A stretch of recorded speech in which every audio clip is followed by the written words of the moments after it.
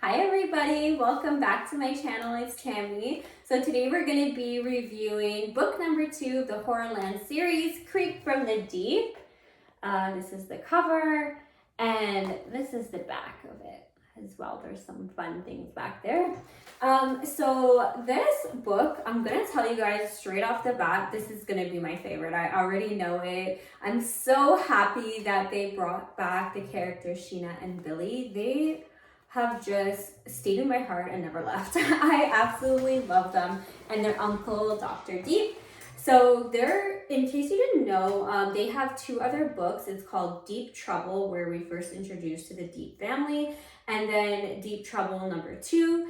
And I think this is like probably going to be Deep Trouble number 3. That's what it reminds me of, like a third part of their saga. I absolutely enjoy their stories and I just love the characters so much. So as I said, they're brother and sister, and their adventures take place with their uncle, Dr. Deep, who they stay with for the summers.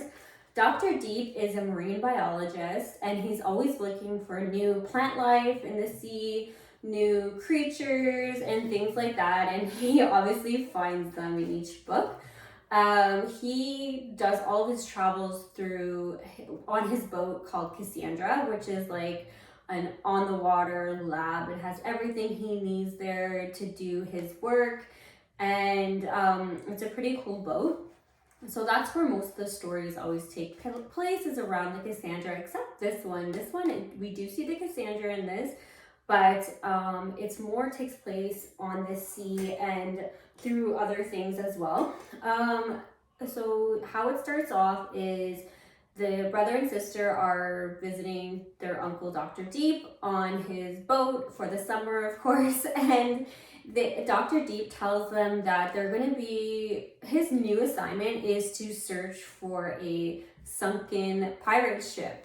It's called the Scarlet Skull, and it has been missing now for over 200 years. The tale goes that 2 ships set to sea, and one of the ships only made it back and reported that the first ship was engulfed by a black storm, kind of like a cloud, and it just disappeared. They can't find it. Well, that ship happened to have been carrying a whole crew and some treasure. So now the treasure is obviously sunken in the ship, and they need to kind of recover this, not for financial gain. Everything that they find will be going to the people that hired Dr. Deep to find this ship.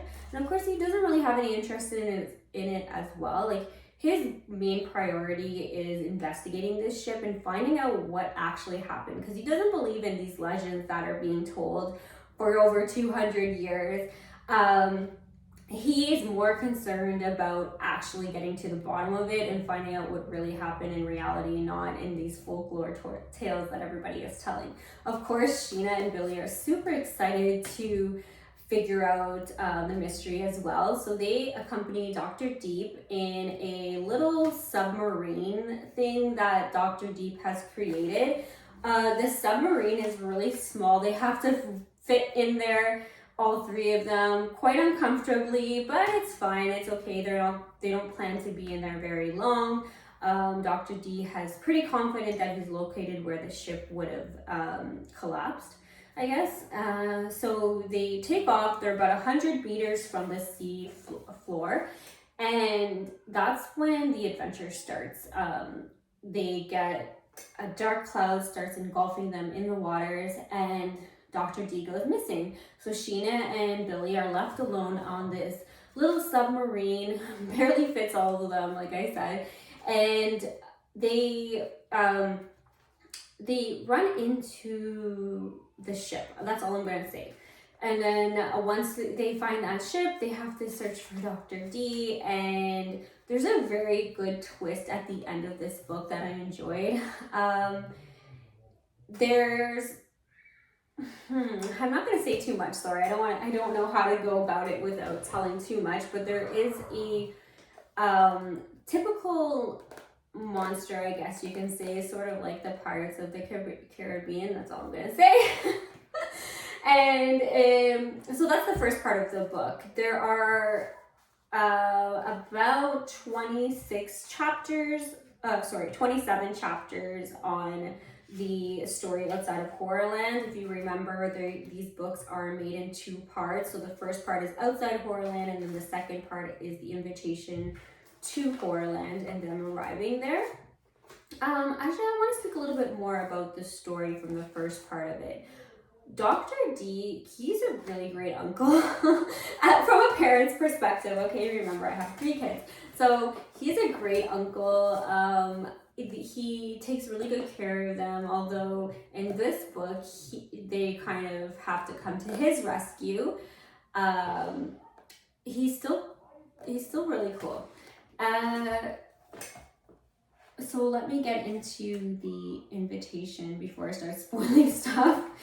So this is the invitation to Deep Trouble. Again, they've won this invitation without doing any contests or anything like that. Or I guess I should say they got this invitation without entering any contests. So again, pretty weird. Here's the ticket that we get to Horrorland. Here is the invitation if you guys want to read that, or just pick up the book and you guys will be able to read it on your own. Then there's about nine chapters in Horrorland itself, and at the back again it does have the fear file. So this is fear file number 2, but we'll jump into that a little bit later. So once they arrive to Horrorland itself, they are greeted by the main characters from our first book, Molly and Brittany. Molly and Brittany they do go missing in this part. And they later are found, but there's quite a twist that's probably going to continue in book number 3 and so on. So you do need to get all of these books to get the whole picture of the series. I don't think these are standalone books at all. Of course, they wouldn't be in a series if they were, but they're definitely not standalone books. You have to have the whole series so that you can continue the story and follow along with the previous characters. There is a new character though that is introduced in the end of this book, so in the Horrorland part, and his name is Matt.